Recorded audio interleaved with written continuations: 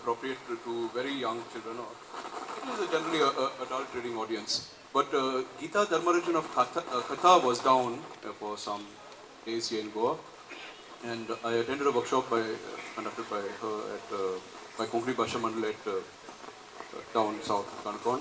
And she said we really need literature for the children and for the teens and the young, like the the puffin range. We do need literature in Konkani, and I would say as in English as well. You do have a point there. Perhaps we should work on a project like that in the future. Yeah, Jose, if I could just add to that. Alice, hi.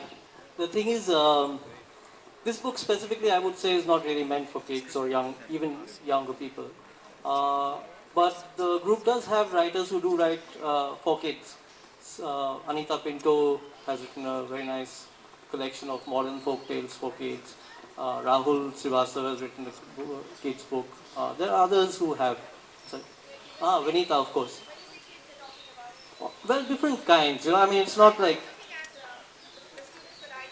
Right. Yeah. Right. I think that eventually comes down to what individual writers are into, and personally, I can't think of anyone in our group who would actually be writing for an audience of that kind. I agree with